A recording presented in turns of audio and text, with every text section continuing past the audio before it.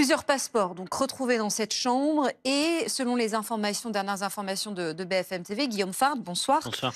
des explosifs qui étaient donc Mmh. conçus selon une vieille méthode qui consiste à les relier à un téléphone pour les enclencher avec un appel téléphonique. Oui, bah, si vous venez de l'étranger, c'est beaucoup plus facile, d'acheter toute une série de produits, notamment chimiques, en vente libre en France, à essayer de confectionner en France, que de venir depuis l'étranger avec des explosifs.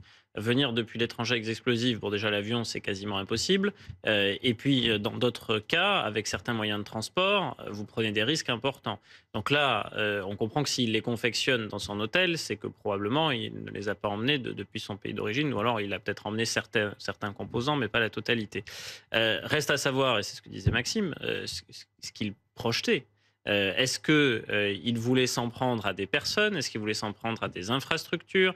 Et qu'est-ce qu'il ciblait? Parce que le terrorisme, Parce que c'est vaste. il faut quand même bien préciser que, alors qu'on parle beaucoup ces derniers temps d'actes d'ingérence qui se multiplient et s'intensifient, là, on a quand même potentiellement affaire à autre chose. On Bah, parle potentiellement d'un attentat déjoué. oui, en tout cas, lui, il est placé en garde à vue du chef d'association de malfaiteurs terroristes. Maintenant, le terrorisme, ça a de multiples visages. Mm. Ça peut être un terrorisme d'inspiration politique activiste, ça peut être un terrorisme d'inspiration islamiste, c'est la première menace en France, et ça peut être du terrorisme aussi parce que un État étranger qui serait rival de la France inciterait à agir et à frapper la France. Ça s'est déjà produit dans les années 1980, je pense notamment en 1986 aux attentats du Hezbollah, ou en 1995 et 1996 quand le groupe islamique armé frappait la France. Mais D'ailleurs avec des explosifs. ce mode, oui, alors là, en l'occurrence, c'était des explosifs, mais ces derniers temps, ce n'est pas vraiment le mode opérateur auquel on avait été habitué, si je puis Pour les dire. C'était attentats plus souvent djihadistes, des couteaux ou des armes. Là, est-ce qu'on peut dire que c'est une méthode à l'ancienne, une non, alors, vieille méthode? d'abord, si on prend la masse des attentats meurtriers perpétrés dans le monde, tels qu'ils sont recensés par l'Université du Maryland, prenez la Global Terrorism Database, un attentat sur deux, c'est de l'explosif. Donc c'est Ok. le mode opératoire privilégié dans le monde, et c'est en Irak et en Afghanistan qu'on y a le plus recours, et c'est d'ailleurs là où on meurt le plus du terrorisme, et notamment en Afghanistan.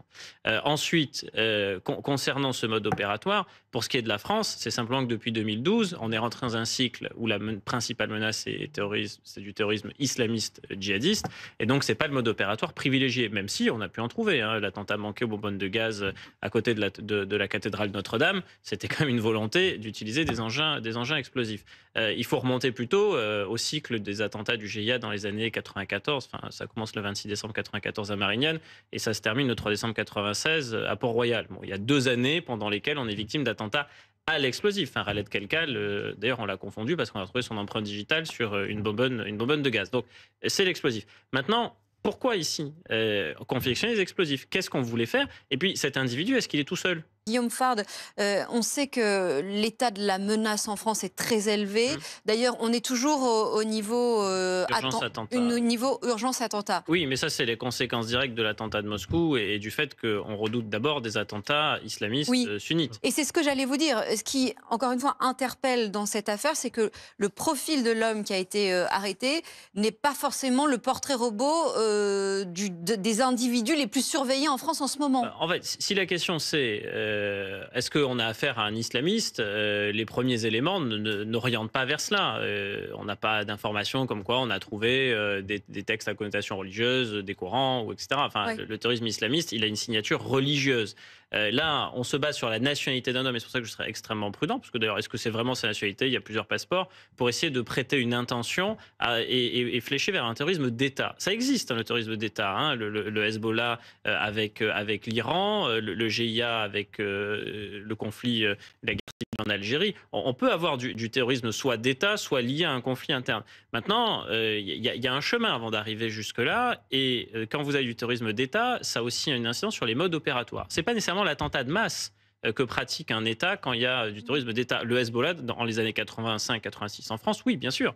Ce qui s'est passé au magasin Tati, rue de Rennes, en 1986, c'est l'attentat de masse. Vous mettez une bombe, les gens qui vont au commerce sont touchés, sont grièvement blessés, sont tués. Mais ça peut être des actes de sabotage, ça peut être des actes d'entrave, ça peut être essayer d'empêcher l'aide matérielle et militaire que la France veut fournir Ouais. à l'Ukraine. Est-ce Ça que- peut être tout ça en Mais réalité. si cet homme ne s'était pas blessé tout seul, est-ce que les services de sécurité ne seraient pas passés totalement à côté? Ça dépend. D'abord, il faut quand même rappeler que la première source d'information d'un service de renseignement, ça n'est ni les sources humaines, ni la technique, c'est d'abord l'échange avec les services partenaires. Et ce que Sami Sfaxi a rappelé, bah, c'est ni plus ni moins que nos services partenaires, c'est-à-dire les services de tous les pays alliés de la France, à commencer par ceux de l'Union européenne, partagent du renseignement et partagent de l'information. Et que quand les Allemands ont de bonnes raisons de penser qu'il y a un risque élevé d'attentats et de sabotage russe sur le sol européen, ils partagent leurs informations avec les services partenaires, donc avec la Direction générale de la sécurité intérieure.